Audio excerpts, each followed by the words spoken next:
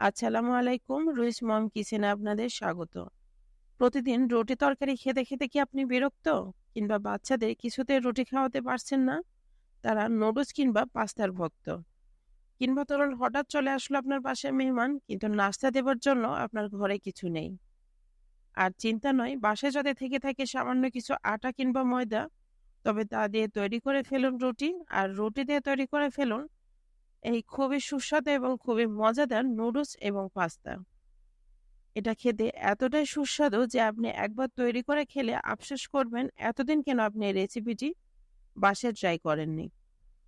আর এর জন্য আপনাকে আলাদা করে কোনো রুটি তৈরি করতে হবে না। আপনি বাসায় রেগুলার যে রুটি তৈরি করে থাকেন সেটা দিয়ে কিন্তু আপনি তৈরি করে নিতে পারবেন। চলুন দেখে নেই। এখানে আমি রুটি নিয়েছি। এগুলো এখন পুরোপুরি ঠান্ডা হয়ে গেছে। এখন এই রুটিগুলো দিয়ে কিন্তু আমি নুডলস এবং পাস্তা তৈরি করে নেব। আমি প্রথমেই নুডলস তৈরি করব। দেখুন আমি রুটিটাকে কিভাবে ভাঁজ করে নিচ্ছি।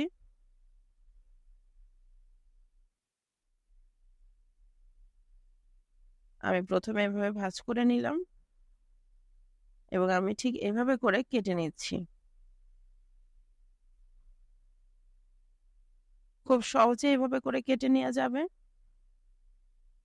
আপনারা চিকন মোটা যেভাবে আপনার কাছে সুবিধা লাগে ঠিক সেই সাইজ করে আপনারা কিন্তু কেটে নিতে পারেন।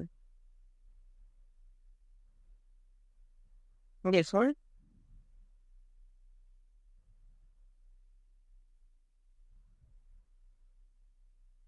আমি আরো একটা দেখাচ্ছি। হাত দিয়ে একটু নাড়া দিয়ে উঁচু করলে কিন্তু এগুলো ছাড়িয়ে যাবে। আমি ৩টা রুটি দিয়ে নুডলস তৈরি করেছি। এটা কতটা সুন্দর লাগছে দেখুন। এখন আমি পাস্তা তৈরি করব। আমি নিয়ে নিচ্ছি একটা রুটি। একটু দেখুন আমি কিভাবে ভাঁজ দেই। খুব চিকন করে এবং চেপে চেপে ধরতে হবে। প্রত্যেকটা ভাঁজ দিতে হবে এবং একটু চেপ দিয়ে ধরতে হবে। দুই পাশগুলো এবং মাঝখানটা একটু চেপে ধরতে হবে।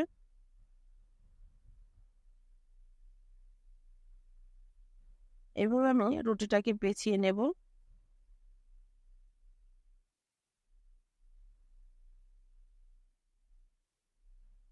শেষের এই অংশটা যদি আপনাদের এটা চেপে থাকতে না চায় তাহলে এর গায়ে সামান্য একটু পানি দিয়ে কিন্তু আপনারা এটা করতে পারেন।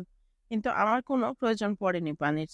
আমি এভাবে চাপ দিয়ে এবং একটু মোটা মোটা করে কেটে নেব।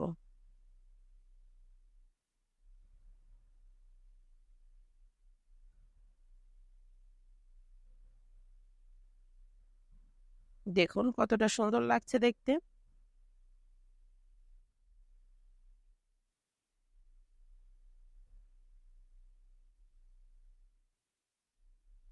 আমি এভাবে আরো ২টা রুটি, মোট ৩টা রুটি দিয়ে এই শেপে পাস্তা তৈরি করে নেব। তৈরি হয়ে গেছে। এখন আমি রান্না করব।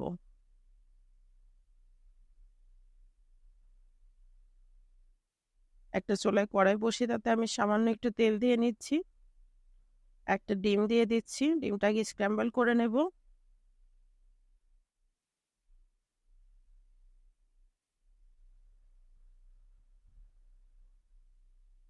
স্ক্র্যাম্বল হয়ে গেছে। এখন আমি উঠিয়ে নিচ্ছি। আমি আবারও পরিমাণ মতো তেল দিয়ে নিচ্ছি। এতে মাঝারি সাইজের একটা পেঁয়াজ দিয়ে দিচ্ছি।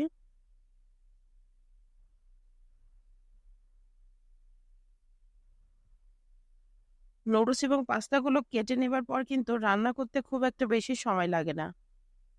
পেঁয়াজটা একটু নরম হয়ে গেলে আমি এতে দিয়ে দিব গাজর। এখানে আমি আধা কাপ গাজর দিয়েছি। আপনারা আপনাদের পছন্দের যেকোনো সবজি ব্যবহার করতে পারবেন।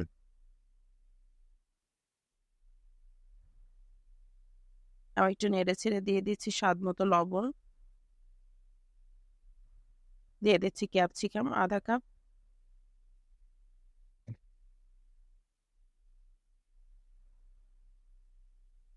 একটু নেড়ে ছেড়ে দিয়ে দিচ্ছি ৩টা কাঁচা মরিচ কুচি।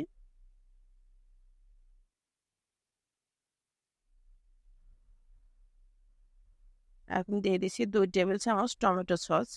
আপনারা টমেটো সসের পরিমাণটা একটু বাড়িয়েও দিতে পারেন।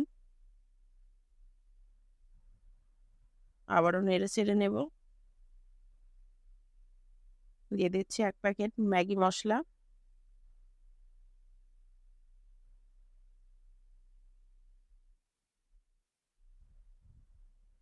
একটা স্টিকি ভাব আনার জন্য আমি 1 টেবিল চামচ কর্নফ্লাওয়ার গুলে দিয়ে দিচ্ছি পানিতে। আপনারা কর্নফ্লাওয়ার হাতের কাছে না থাকলে আটা ময়দা যে কোনো কিছুই গুলে দিয়ে দিতে পারেন। এখন আমি নুডলস গুলো দিয়ে দিচ্ছি, খুব ভালোভাবে একটু নেড়ে ছেড়ে নেব।